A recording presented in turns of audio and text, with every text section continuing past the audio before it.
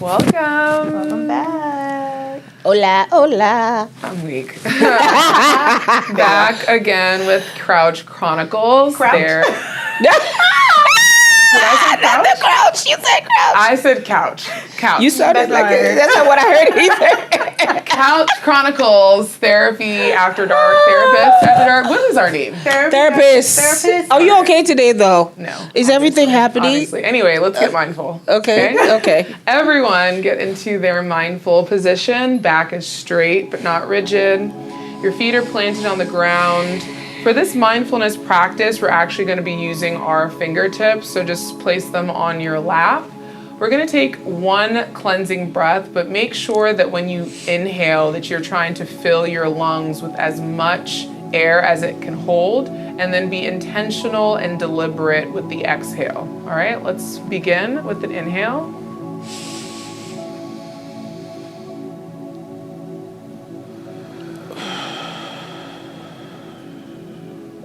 So for our mindfulness practice today, we're going to take our fingertips and we're going to place them upon each other like so. And for the anchor, you're just going to bring your attention back to the sensation of your fingertips touching. Your mind is most definitely going to wander.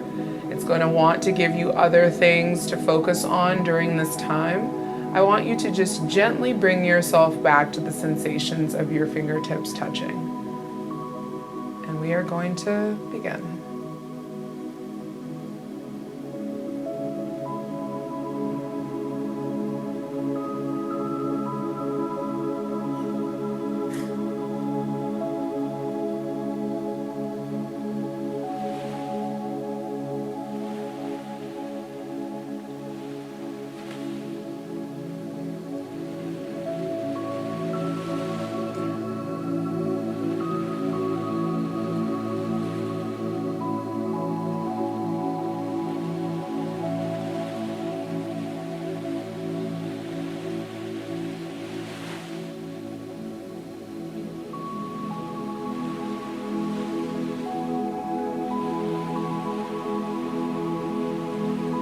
You might have already noticed that your mind is trying to be connected to other things. Just gently bring yourself back to the sensations of those fingertips.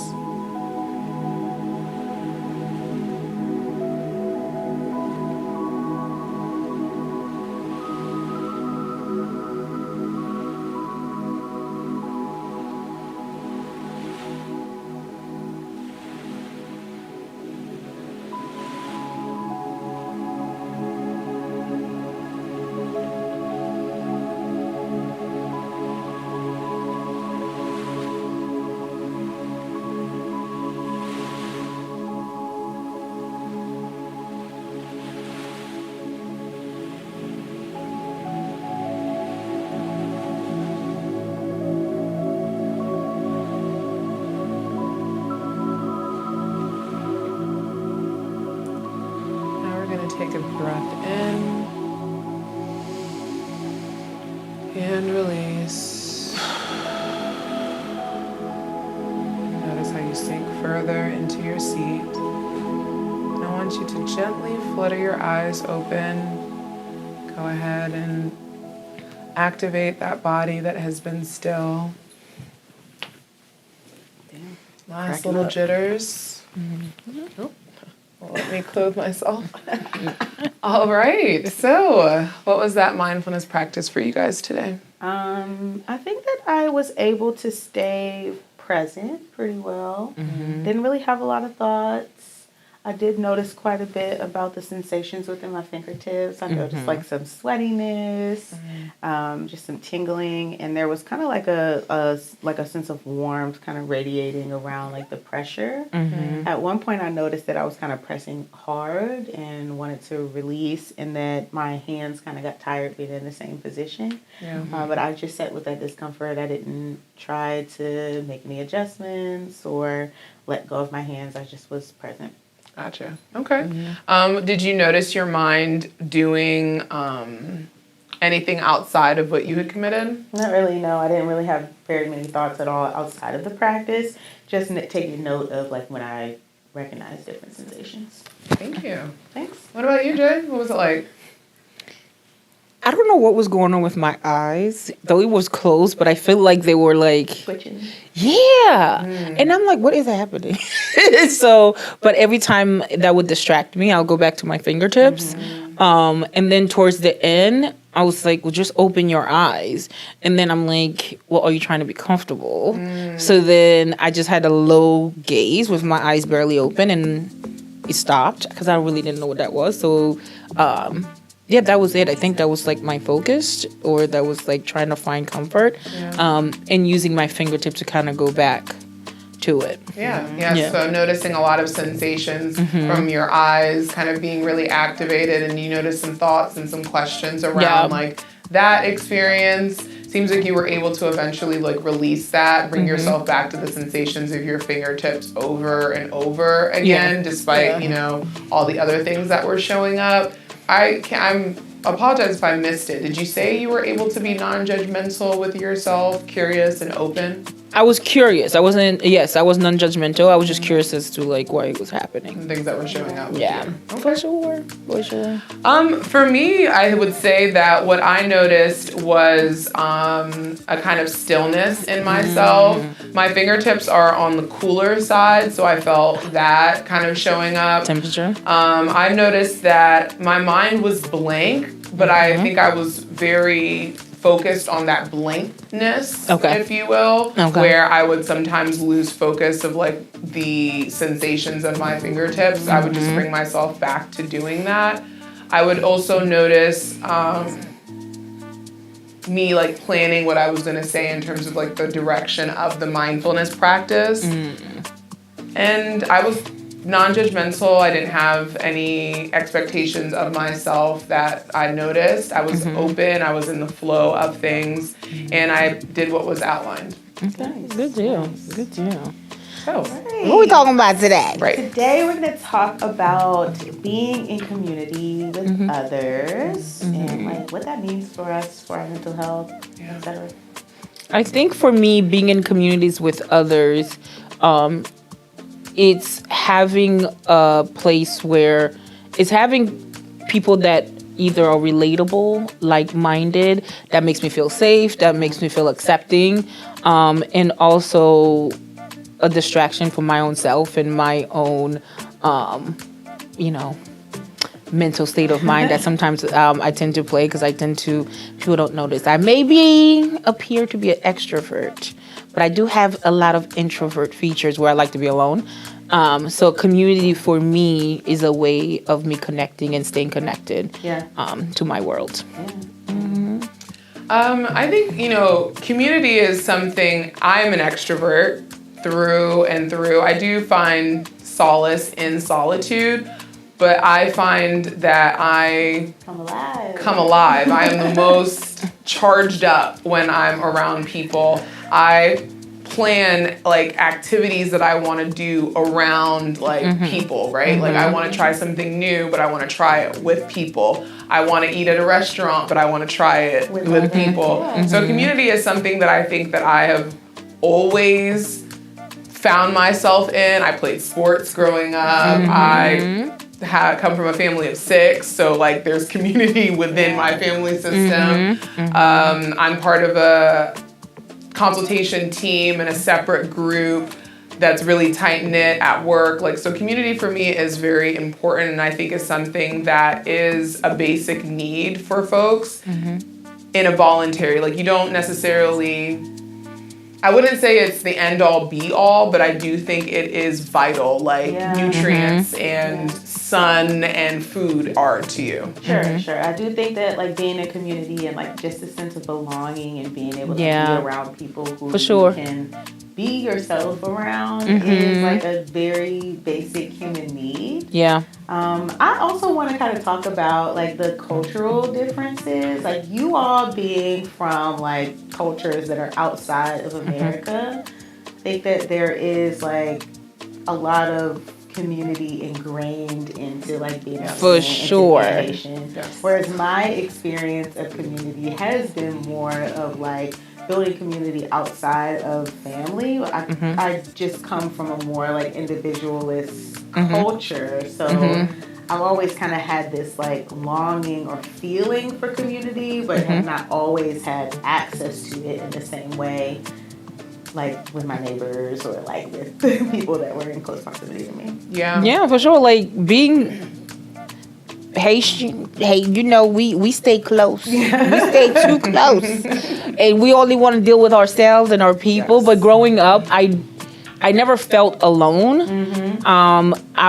You know, we literally were taught to like, even with your cousins, you know they're your cousins, but you sometimes call them brothers and sisters and things like that. So my cousins and I, though we're like first cousins, but we knew each other's like sister, brother, or cousin and things like that. And our aunts, our uncles were also like able to like raise us, and anybody that my parents were best friends with or grew up with, they were also uncles and aunties. So you would hear me. That's like diaspora stuff. Yes, right? yeah. So you would hear me call some like my mother's best friend auntie or mom, because that's how they serve. Like you always had like a second mom, or my best friends also like from school were like a mom or an auntie and things like that. So, and that's what I love about my culture, I think, which was also a culture difference for me when I came here to the States, is that back home there was safety and community with whoever that you were in close contact with, and it was encouraged. And I can come into the US, the sense of isolation, and everybody stayed to themselves a little bit, and that the community knows, like people you know, if you don't know them, then you need to kind of like stay on your side. You have to be weary, you have to be cautious. I think also growing up, I'm Nigerian, green, white, green. Okay. When we are one of the largest diasporas over here in Maryland area, but for sure. You throw a rock and you're gonna hit 5 Nigerians. You sure are. You sure are. Kind of situation. But I would say growing up, I felt like community was something that was both beneficial and suffocating. Personally, for myself agree through, because we didn't have the ability to maneuver around the world like other people who are citizens or who had like, you know, paper that we did not. And so community is what allowed us to even start off. And when you say community, was it like Nigerian community that you guys knew from here? No, like literally my mom's, I think like best friend or like family friend. I wanted to point that out. Like when we say community, it was still our people. It wasn't like it's our people, but it wasn't blood per se. It would mostly be connected through like proximity. That was kind of thing. So we started off in that way. My aunt was already here in Maryland before my mom was, and so she also helping in that way, both blood and also proximity. And then obviously being entrenched in the Nigerian culture here, that's my mom was immersed in it, worked with a lot of Nigerians. I remember even like me going to houses, you know, with other people. A lot of the parties that you would go to in the summer is where you would really get to see the community, some of the other community like people who you didn't like necessarily live next to, but you're like, oh, okay, these are such and such. Exactly. But it felt at ways growing up that like your community was something that you could fall to, but it was also eyes. A lot of eyes on you all the time. And that's a blessing and a curse. Yes, it is. That was a blessing and a curse. Okay, so why do we feel like community is important to like mental health or just like your well-being altogether? I think as humans, we all want a sense of belonging and feeling like we have a tribe instinctively. No matter what creed that you are, you want to have a sense of like I can connect and I belong to a certain community. And sometimes it grounds you into your sense of self. So it is important to have healthy community, because like to Steph's point, that sometimes a community can be unhealthy or suffocating, but we feel that it's important to talk about it because there's a lot of isolation and separation. But what the pandemic did, and I was talking to my cousins about this, is that it actually reconnected people back, because everybody was living their individualistic lives and everybody was busy, but the pandemic forced us to reconnect with each other and have community. So to me, that was the plus side of the pandemic. It showed us the importance of community and how it was and how it should, because no matter who you are, even neighbors were looking out for you, even though you never talked, but for the first time, you and your neighbor now had a commonality and had like a sense of, hey, because we were even like inviting our neighbors over for like cookouts or like so it's important connected. because it provides you with security and stability. Yes. That's what I'm hearing. The pandemic also maybe highlighted some of I would say in America, I don't really know other people's experiences, but I think it also maybe highlighted some disconnect from community for people because there was a individual responsibility to protect the community at that time, right? And people that were not subscribing to that were definitely looked at as like, you don't care about people, you're not wearing your mask, you're not doing this, you're more like endangering the community. So I think that was like a both and, right? It kind of just highlighted some challenges that we have around community here for sure. Yeah. So another thing is that community allows us to share, I guess, common benefits or to put community needs ahead of individual things, right? So it allows the human race to sustain, because that was the challenge with COVID, is that the people who were not necessarily prescribing to community in the way of like following certain protocols were putting people in danger. And so community, not having community can be very threatening to who we are as a human being. Agree. Because community allows you to both experience similarities, like that the commonality. Homogeneity. Thank you. I always mess that word up. Is something like, I see you. We're even though we're from different diasporas, we're black. Yeah. Right? It's interesting that you said that it was like very individualistic, like your experience with community. I found that even though I wasn't necessarily African American in terms of my experiences at all growing up. The fact that I can look and we can see each other, have similar, like our hair. We can have a discussion about like our hair types and like how I can't just roll out of bed and like do those type of things, right? You know, having the challenge of like finding cosmetic things that fit your skin type. Like just having that experience to be able to talk to somebody about can be so validating and so I feel seen by my community. I would definitely say that a lot of things that I maybe didn't realize were a part of the diaspora, like just kind of being more just like, oh, like this is just a thing that we do. Like I recently saw a TikTok that was like, well, what do you call your mom's best friend's kids? What do you call them? I call it, if the same thing that I normally would call, hey sis. My cousin. Yeah, my cousin. Hey sis, cuz, But we say sis bro, but I be like sis bro, like what's going on? That is a diaspora thing. I did not realize that was not like something that other cultures did. Yes. Like that just unlocked a whole memory for me that my mom's friend at work, I definitely was like, oh, that's one of my cousins. That's my and sometimes it'll be so close that you don't even realize that we're not related at all. That's very, very, very true. I want to also bring to a point of how the pandemic or even the community you're born into doesn't always validate your identity or your experience.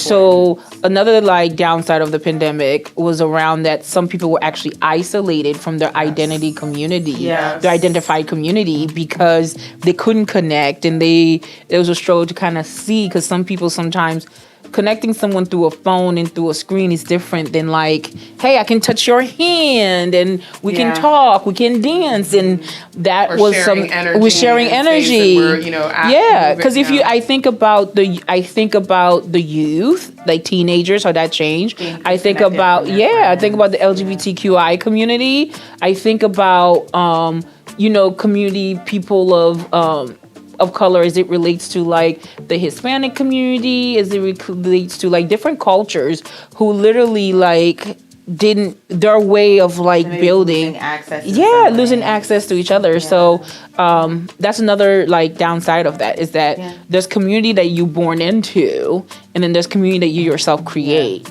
And I do think that that's a good point, right? Like that you can perhaps have community around you and still feel like- isolated. I think that's Exactly. a very like painful place to be in, where you like have community. That's that dialectics, right? Like Yes. the two things existing at once. You perhaps have community that wants to pour into you in a specific way that might not necessarily be aligned with like what your particular needs are.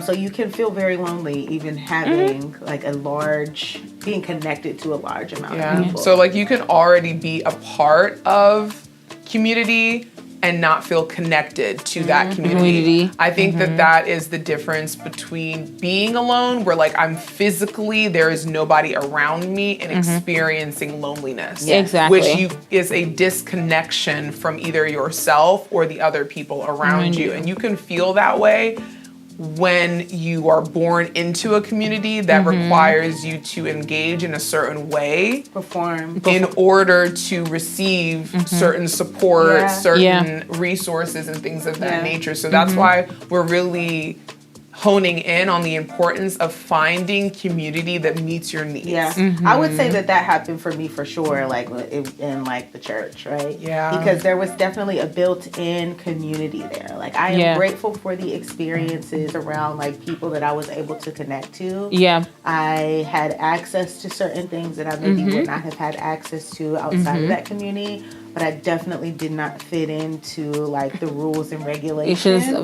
So I always felt ostracized or isolated, even though I had a big community around me. There also, the church community is a community that struggles during the pandemic, because a lot of people, that was a safety, that was a safe space, that was where they connected. And then that kind of, it took away, and it kind of became, and disappeared through that.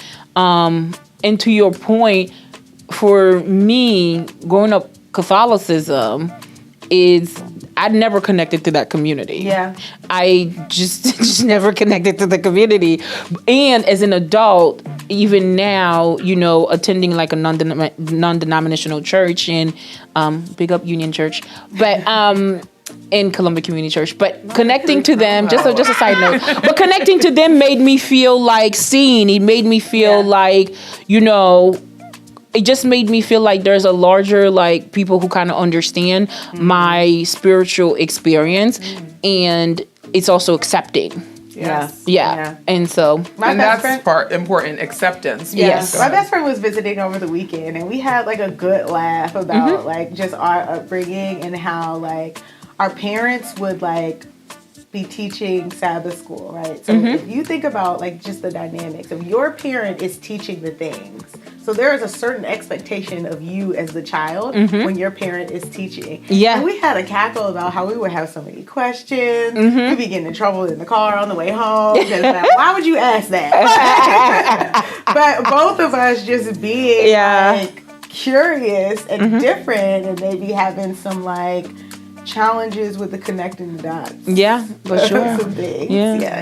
And then certain communities help you connect the dots. Right. Like communities you create for yourself help you connect to like, so I was like validated in this feeling. Oh, I'm not the only one who does this. I'm not that person. Like, you know, I'm not a strange to this experience. So you have it too. And that's the thing about community, is that you get that kinfolk that we are alike. I'm not the only one who experienced this. Okay, so that's a really great point too, right? Like thinking about how there is like a balancing act with the community. Like you want to have community of like likeness, but you also want to be able to consider and like understand the individuals of each community. Like it is, and that I think is probably the bigger challenge, or when community might be unhealthy, is when there's no acknowledgement around like the individual differences within that community. How about the also considering how we talked about how isolation can be like a deterrence around like when you are in community, right? But what about also the idea of when do I engage in community and is it okay for me to take a break from community? Yeah. Take a step back from community. What are your thoughts on that? When do you engage in community? When do you feel like it's appropriate to take a step back? That probably takes a level of connectedness to yourself, right? Like you have to really be able to understand what is community for you and like what you're looking to gain and or to give in community. So when you maybe find yourself in community feeling like drained, disconnected, lonely, even though you're having people around you, that could maybe be an indication of like needing to step back and do some like reflection, or assessment of your surroundings as well too. So if there's a lacking, it might be, is what I'm hearing, is that would be an indication to step back, right? If you are pretty clear that the community's values and your values do not align. It might be worth taking a step back, but taking a step back looks like reducing our expectations on that community to understand or to get to a place that we are. I like that you said that, right? Like taking a step back and like reducing our expectations versus cutting the community off. I think that is very Western to like cut somebody off. Western. This is a new wave. New wave of cutting off. So this is also to the point of community is supposed to pour in and you're supposed to give. There's not a sense of if I belong to a community, so I got to self-sacrifice. Right. No relationship in or community should require self-sacrifice. Now, do they require some sort of sacrifice? Yes. But it does not require self-sacrifice, which are two different things. So in a sense of saying like, when you need to pull back, reevaluate that I may no longer fit into this community. Having flexibility with your mind around like, okay, this probably fit me for that season. And right now, as I am getting older, I'm having different experiences, or not even the age part, but as my experiences change, I may no longer need this community. I don't need in the same capacity that I needed. So I may need to take a step back. I can still support the community, but I'm going to also allow my mind to be open to exploring new communities instead of going into the all or nothing, like there's never really a spot for me or I never, because we are forever changing and growing. Therefore, the community is forever changing and growing. Therefore, as the community is changing and growing, it may not fit into the value system that I am in now. And also being mindful around like, am I trying to change the community because I'm changing, or do I need to look into a community that fits to where I'm at and still find some sort of support within what's already existing? Okay, so for our viewers, I want to hear a little bit more about like how do we build that community that we're talking about. I think that especially as adults, right? Because I think that sometimes when you're younger, you're kind of just put into community situations based off of like what your parents might be doing or where you might be living. But as you get older, that feeling of like isolation and loneliness can definitely grow because everybody's kind of like got their own thing going on. So what can we offer people about how they can start building some community for themselves? I mean, you brought up a point by saying proximity, because that's how most of us made friends. Like, yes, our parents were, if they were close and they had kids, that was the easy one. But a lot of us made our friends in school. Like, we were in the same class. You may have picked the same electives, but genuinely, played the same sports, but genuinely was because you were in the same space. So I tell my adult clients that you need to go outside of your house to the areas that you enjoy. Another way to build community, or another way to find community, is like going to the gym. If there is a class that you like to join to the gym, or the workout class, whether it's Pilates, whether it's whatever, aerobics, that's another way to build it.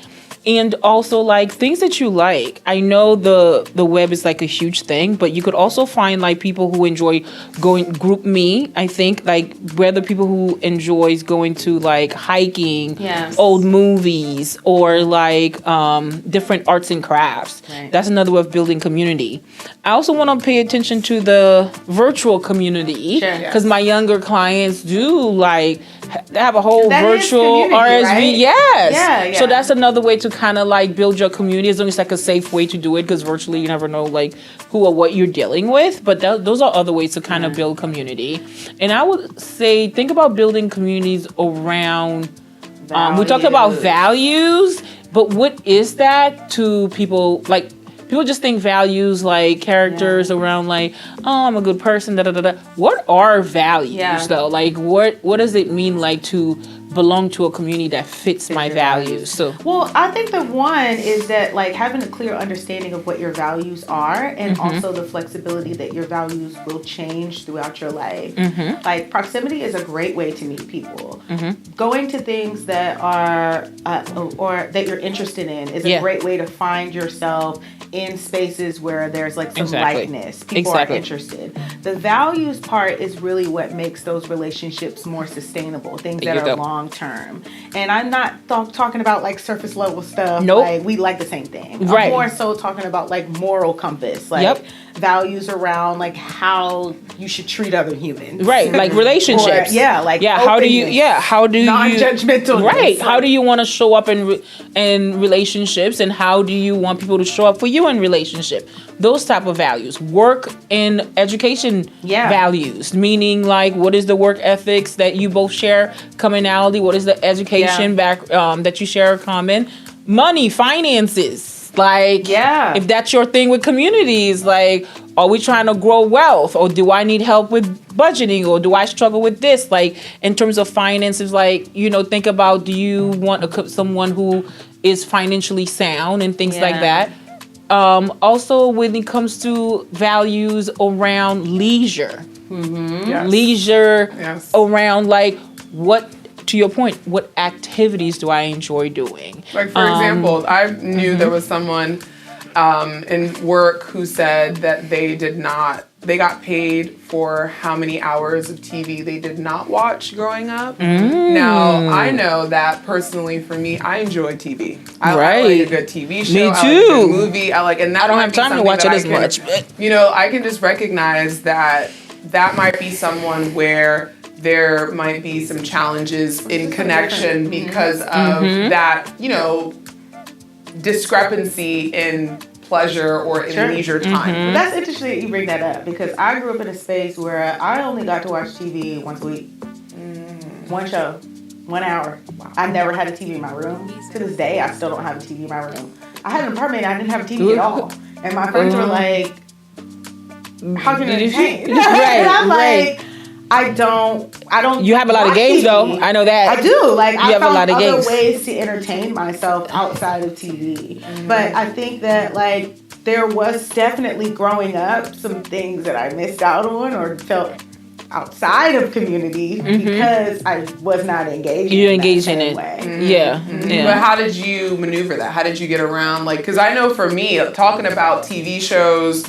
The latest. That's book, your thing, you know. Because I mean, growing up, books. That was where. That's where it was for me as well. It was around.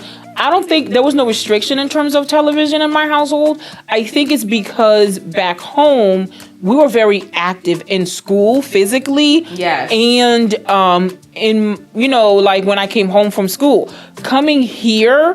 I talked about being forced to sit down for 8 hours, and they were like, "Oh, she got ADHD." To my mother's like, "No, this is new for her at the age of 9. Like, she's not used to that." But also, like when we came here, my mother still encouraged outdoor play, and outdoor play was a thing. That was cool. The neighborhood kids. And exactly.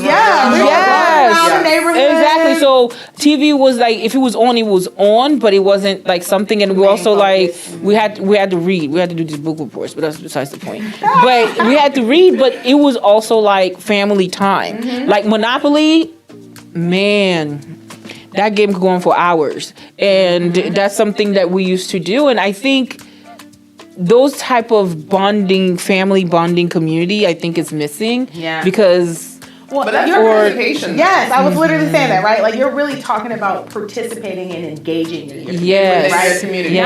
Not just being, like, you're fully being present. Like, Yeah. I'm here. Not, Yeah. not just like I'm Yeah. hanging out. Right. Or like I'm in the background, or like all 5 of us are sitting on the couch having family time, but everybody's on their phone, tablet, and not actually engaging with each other. Exactly. You all engaged in activities that allowed Yeah. you to participate in your community. And you don't need to participate the same way that everybody else does. Because I do have clients who struggle with being the introvert or being the person who is more of the observer. If that is your role that you play within that community, Then- and that is something that is fostered, and like the community that you're part of is not necessarily challenging that, we might want to sit and acknowledge that is okay. You know, that is just something that shows that I'm not someone who's always going to talk, right? Yeah. But Right. when I do have something to add, be ready to add it. Though. I think Yeah. that's the part that is leaving important. space for that, right? You know, it's funny you said that because I had a client who came and saw me yesterday, and they joined a speech community because they're learning public speaking, and they did improv. They give you a That's a type good one. improv of a speech, and then she had to make a case for that.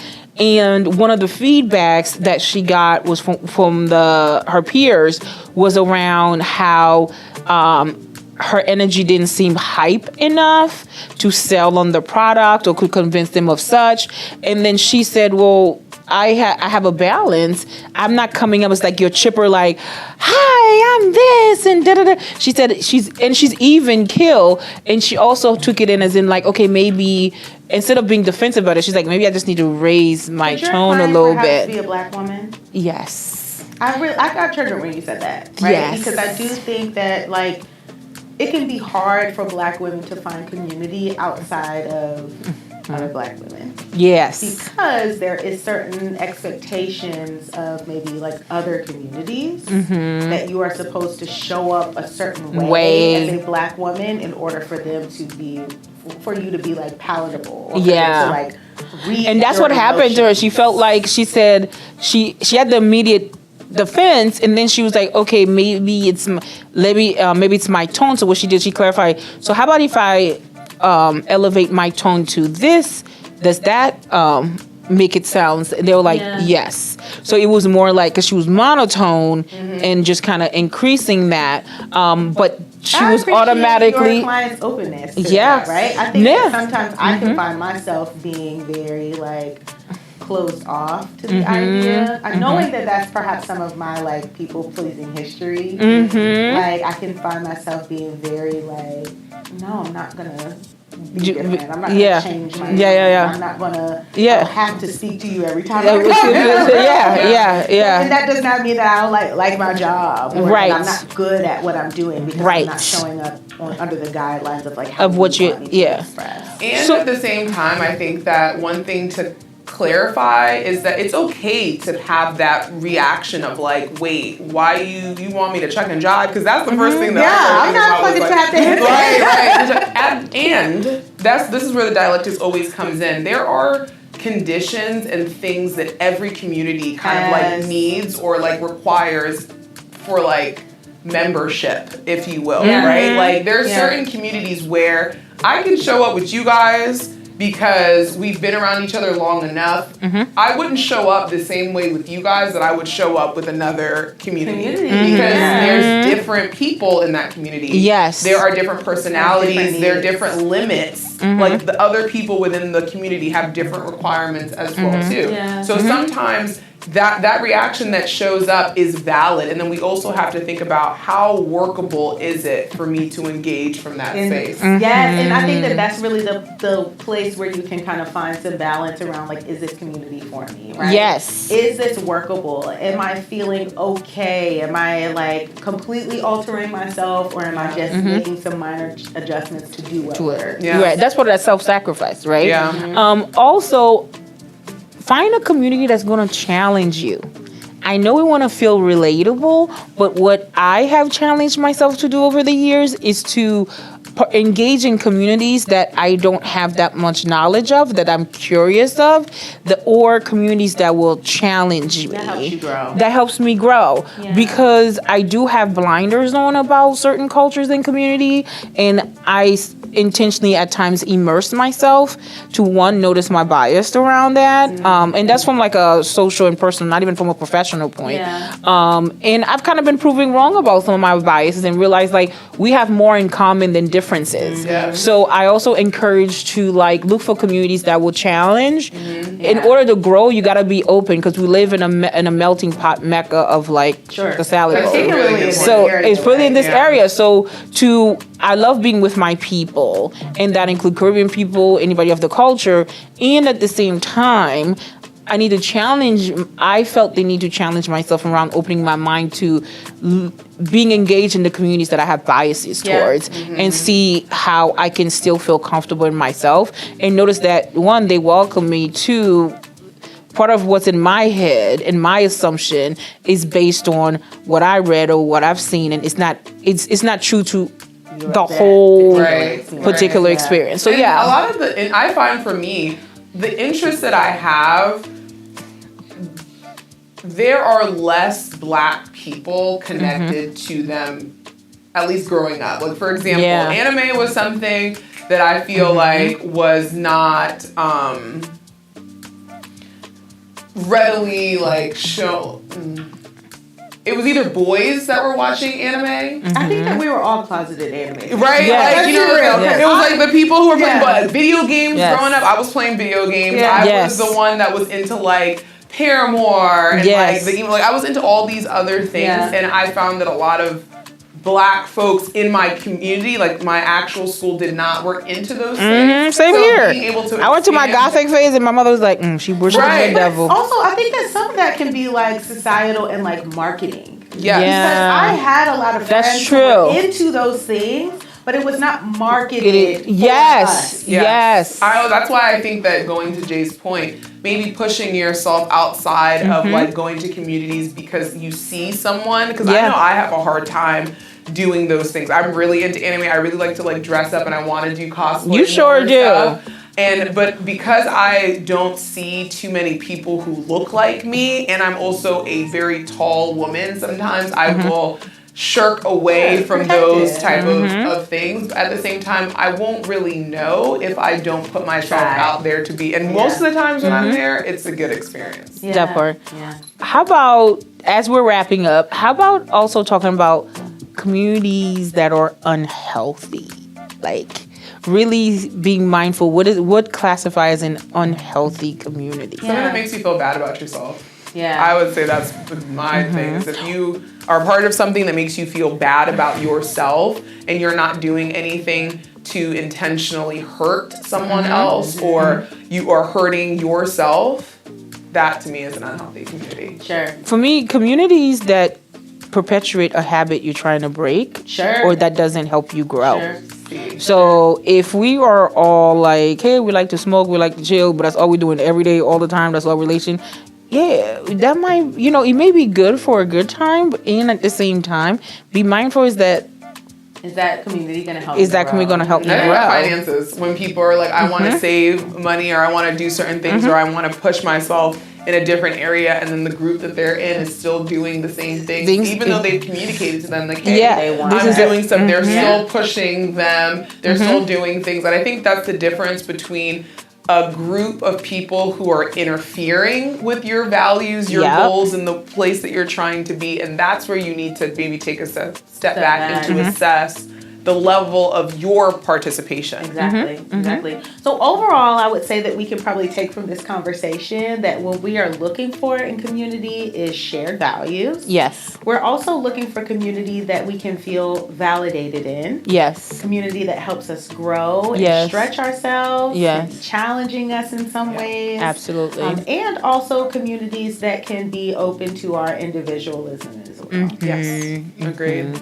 Good deal. So this was a good conversation. This is All our right, community. this is our community. It is, Yeah. and you guys are the Couch Chronicle community that we're building. Yes. So just remember to subscribe to our YouTube, by the way, because we want to build our community Yes. Follow with us on all of you. Spotify, Instagram, Yes, all of that. Share across the board, but we are Couch Chronicles. Therapists After Dark. Yes. That's right. See you guys later. I'm right. Judalyn. Stephanie. And Sparkle Time.